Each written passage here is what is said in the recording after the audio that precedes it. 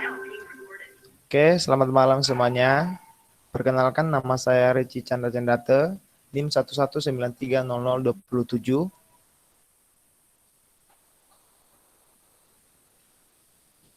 dan teman saya. Perkenalkan, nama saya Rizky Dwiananda, NIM 119300017. Di sini kami akan mempresentasikan hasil kerja keras kami mengenai tugas besar fenomena El Nino dan La Nina. Langsung saja, langsung dijelaskan oleh teman saya Rizky Dwi Ananda. Dipersilakan.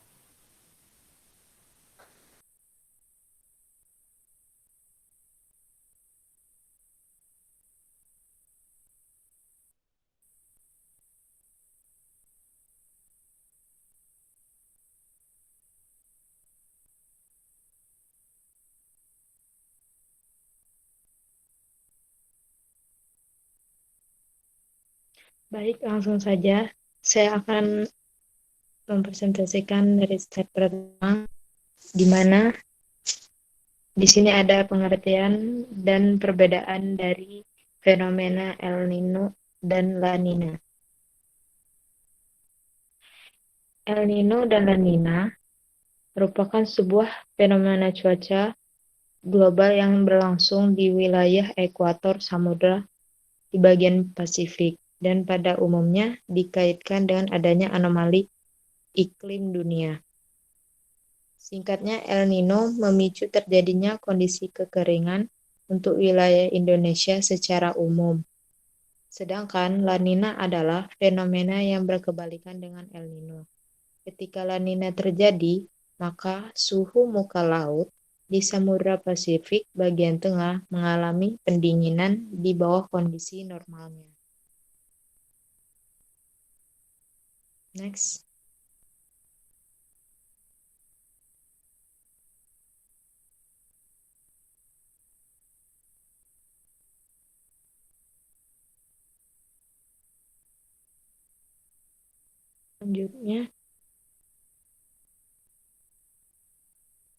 Selanjutnya ada proses terjadinya El Nino.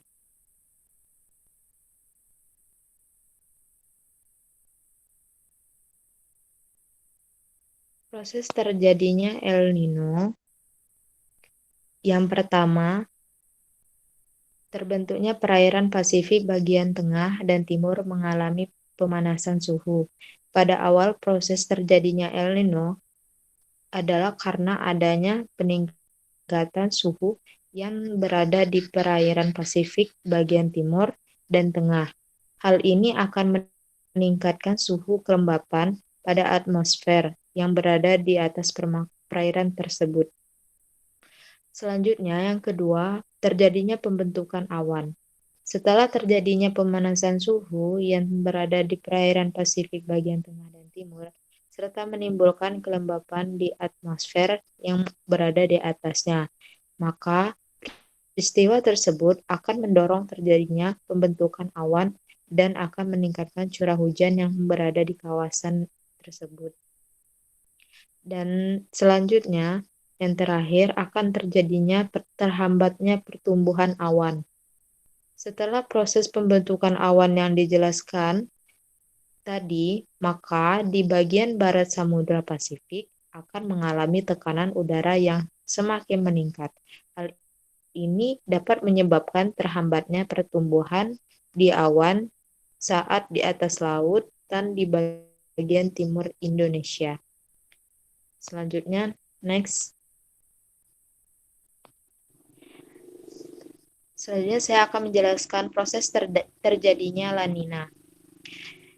Yang pertama, angin di Samudra Pasifik akan menguat. Pada saat yang demikian ini, ada angin pasat timur yang akan bertiup dan menguat di sepanjang Samudra Pasifik. Kemudian, massa air hangat akan terbawa ke arah Pasifik Barat karena adanya angin kencang yang bertiup di sepanjang Samudra Pasifik. Maka massa air hangat yang akan terbawa ke arah Pasifik Barat akan lebih banyak. Dan selanjutnya yang terakhir akan terjadinya upwelling. di mana karena ada massa air hangat yang terbawa ke Pasifik Barat berjumlah lebih banyak. Maka hal ini akan mengakibatkan massa air dingin di Pasifik Timur bergerak ke atas, kemudian menggantikan massa air hangat yang berpindah ke Pasifik Barat, atau disebut dengan kondisi upwelling. Adanya pergantian massa inilah yang akan menyebabkan suhu di permukaan air laut mengalami penurunan bila dibandingkan dengan kondisi yang seperti biasanya. Next, kemudian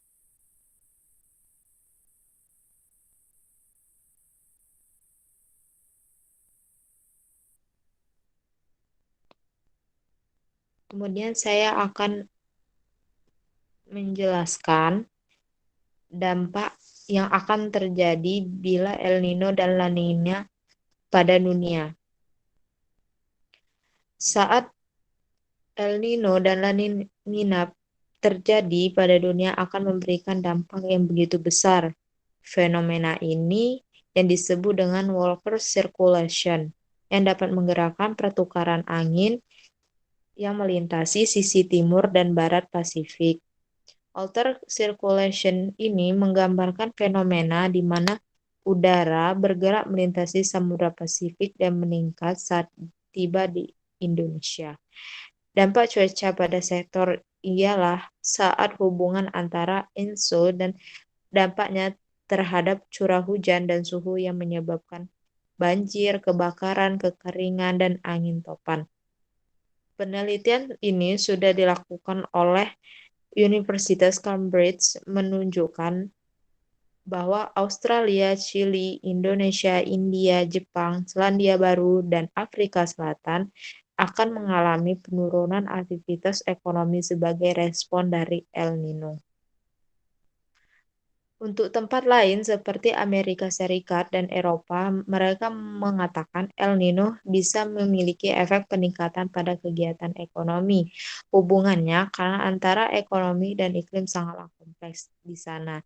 Namun, pada intinya adalah hubungan antara curah hujan dan produktivitas pertanian yang konsisten.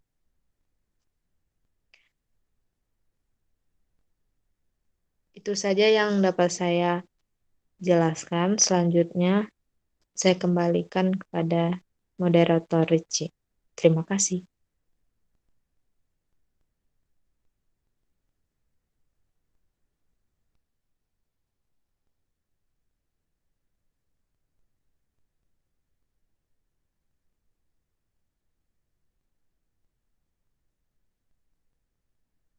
Tes.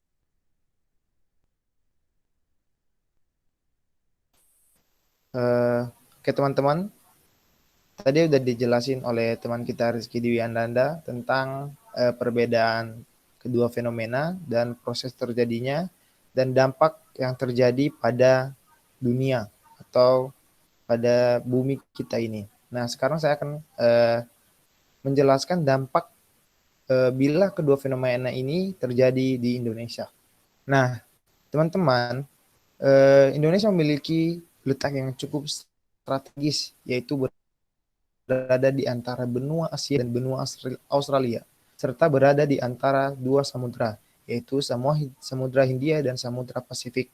Sebagai negara kepulauan yang terdiri dari 70% lautan dan 30% daratan, Indonesia memiliki potensi kelautan dan kemaritiman yang sangat besar.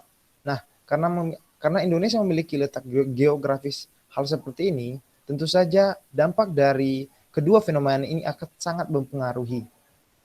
Nah, pada umumnya, fenomena El Nino mencapai puncak pada bulan November sampai bulan Januari setiap 2 hingga 7 tahun dan dapat bertahan selama 9 hingga 15 bulan.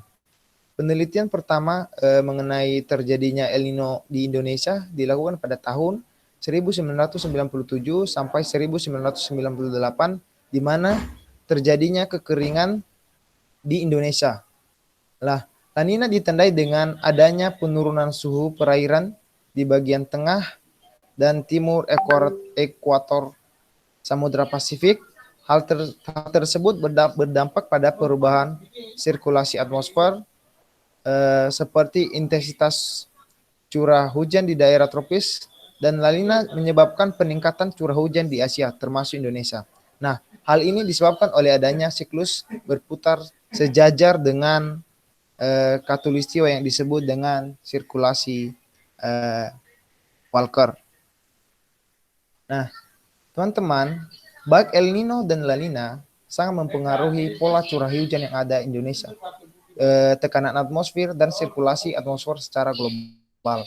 Namun keduanya memiliki dampak yang berbeda.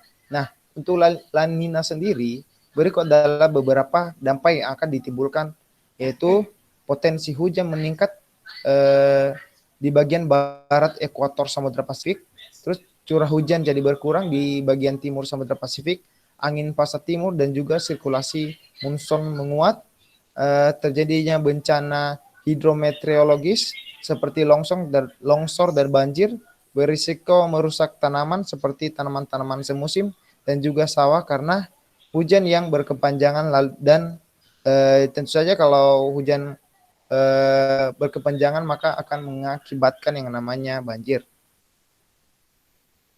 Terus